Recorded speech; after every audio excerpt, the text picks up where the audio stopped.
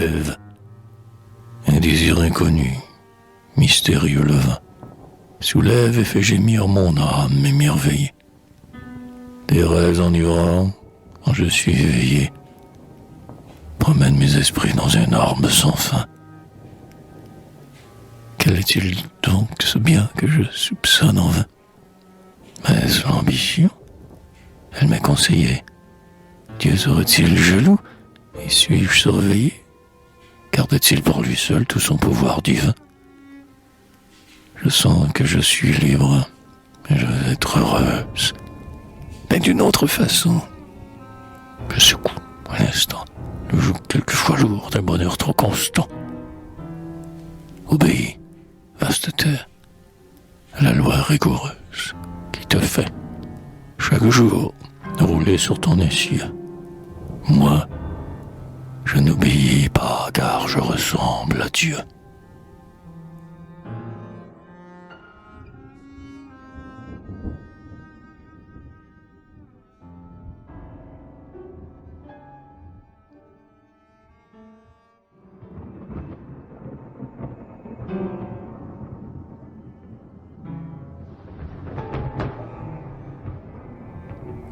Adam, et le mal nous a pris, séduisant, enjôleur, comme un filet de soie en ses brillantes mailles.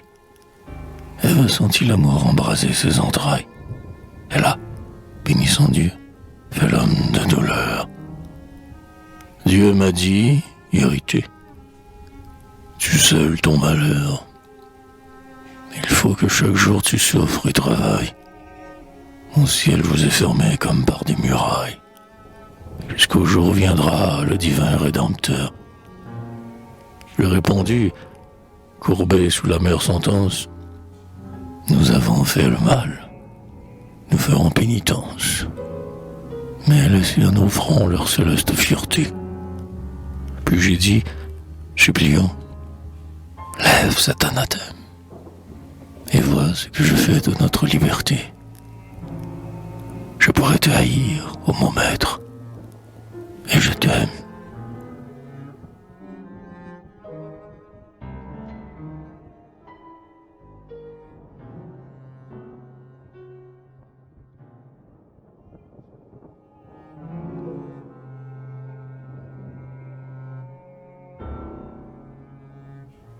Abel et Caïn.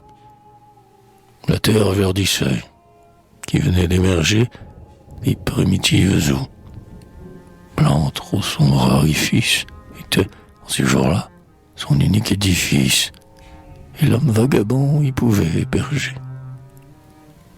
Or, deux frères vivaient, un sommeur, un berger. Ils offrirent à Dieu le premier sacrifice. Le berger fut béni.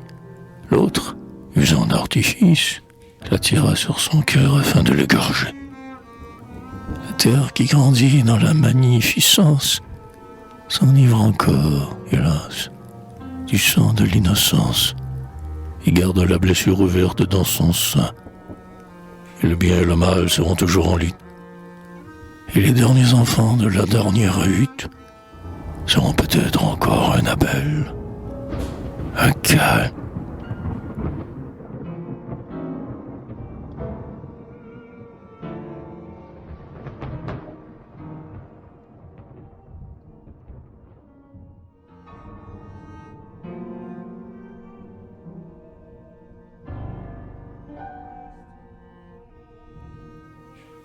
Le déluge. Mais Dieu dit, regrettant l'excès de sa bonté, la terre que j'ai faite est livrée au désordre. Elle ignore mon nom et méprise mon ordre. Demain, son dernier jour enfin sera compté. Il verse des torrents, et c'est sa volonté que ses eaux de vengeance aillent couvrir ou mordre des gorges et des bras que l'horreur fait se tordre. Mais l'amour ne meurt pas et l'homme est indompté. Ton œuvre, Dieu puissant, tristement se délabre, et la terre s'en va, masse mouvante et glabre, comme au jour primitif de ses sentiers obscurs. Et, pour mieux outrager ta justice suprême, elle porte à son front comme un fier diadème, l'horrible enlacement des cadavres impurs.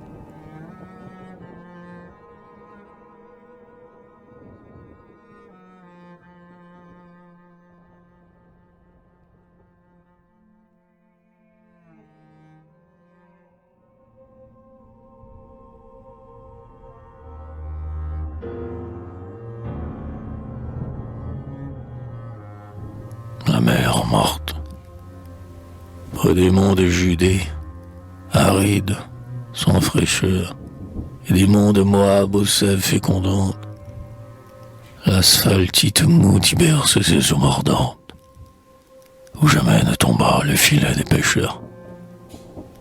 Les rocs nus sont rayés de sinistres blancheurs. Ça reste un reste froid de vos cendres ardentes, impudique cité. Les vagues abondantes ont-elles pu laver le front de vos pêcheurs?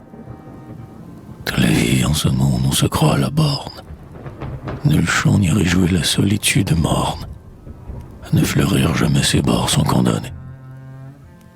Dors en ton gouffre amer, sur ton lit de bitume. Ta coupe est décevante et pleine d'amertume. Es-tu pas faite, ô mère, des pleurs de tes damnés?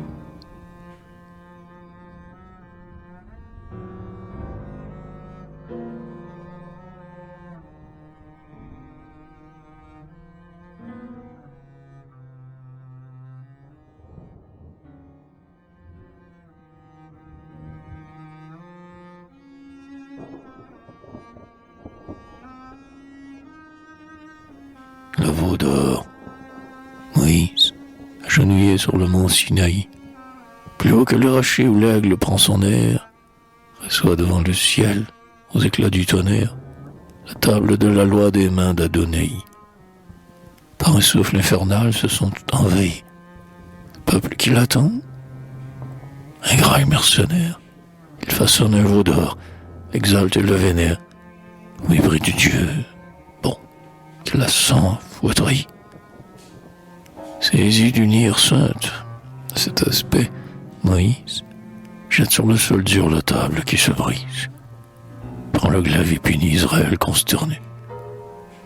Ô Juifs, une autre loi descend d'une autre cime, mais tu vois au four le glaive qui décime, et devant le veau d'or tu restes prosterné.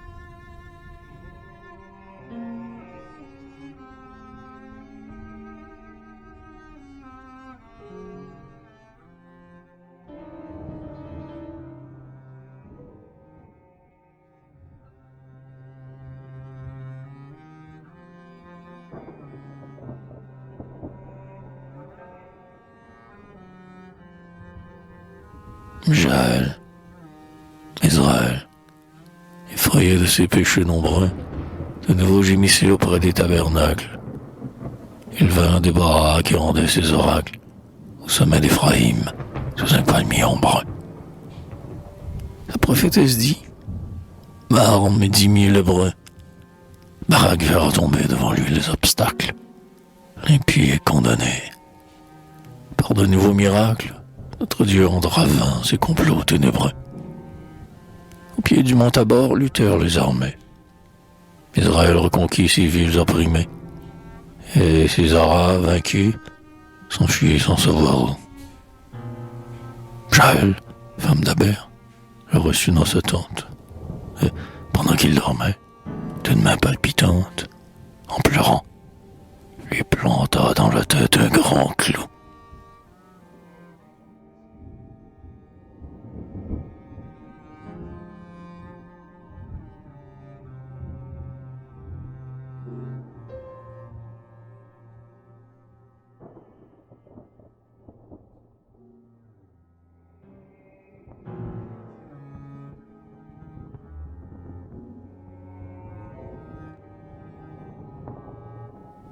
Boz, dans le champ de Boz, un béni du Seigneur, glane depuis l'aurore une humble Moabite. C'est avec Noémie la veuve qu'elle habite. Elle aussi. Toutes deux sont des femmes d'honneur. Elles ont vu, là-bas, s'écrouler leur bonheur. Après le travail long, la ruine subite. Le soir, belle dans son deuil, Ruth s'approche et débite l'histoire de ces mots à riche moissonneur. Poser à ses jambes, enlever la javel, mais prenez en pitié la glaneuse nouvelle et laissez le grémure lui former un tapis. Pose des temps nouveaux, l'heure du travail sonne, dans le champ plantureux que ton peuple moissonne. Laisse les indigents glaner quelques épis.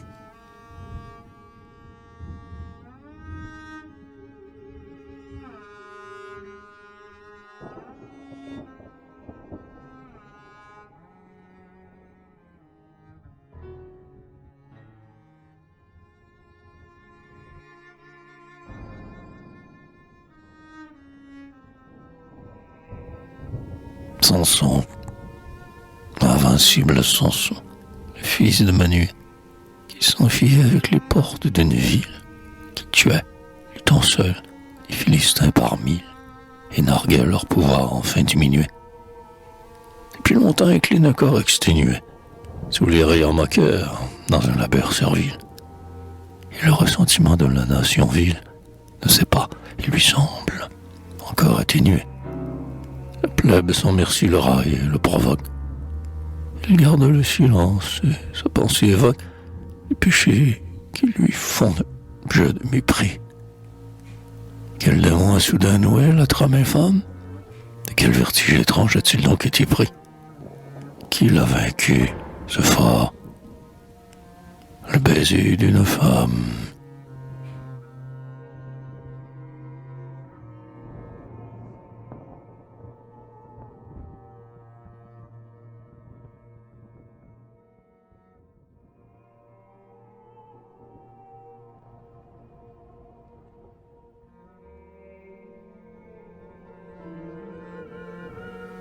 Les Philistins, ils rendent à Dagon leur devoir négligé. Le Dieu, peu rancunier, sourit à leur hommage. Dans son temple superbe et devant son image, ils se gorgent de vin aux festins obligés. Ils ne gémissent plus comme des affligés, mais ils chantent l'amour. C'est un joyeux chômage. La nation perverse ainsi se dédommage de la honte subie et des maux infligés. Au milieu de l'enceinte et sous les draperies, Samson, les yeux crevés, souffre leur moquerie, pendant que Dalila joue avec ses cheveux. Depuis assez longtemps, silence l'expie. Sa force est revenue. Et de son bras en veut, il fait crôler le toit sur cette foule impie.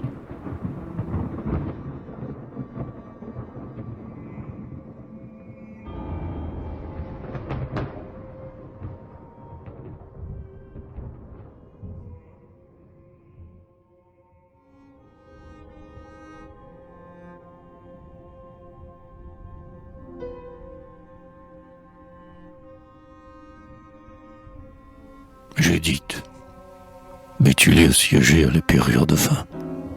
Dans l'ombre, le soir, Judith que ce malheur consterne, et offrir, toute belle, au vaillant Holopherne, de lui livrer la vie épuisée à la fin. Qu'on boive le nectar dans les coupes d'orphin, que le baiser suave avec le rire alterne, fit le guerrier. Il but. Or, fermant son œil terne, il s'endormit bientôt dans l'espoir et le vin. La Juive, sans trembler, prend le glaive farouche et lui tranche la tête. Elle quitte la couche, où l'ardente liqueur se mêle au sang vermeil. Elle fuit emportant cette tête coupée. La garde, qui soupçonnait une folle équipée, lui sourit doucement en son demi-sommeil.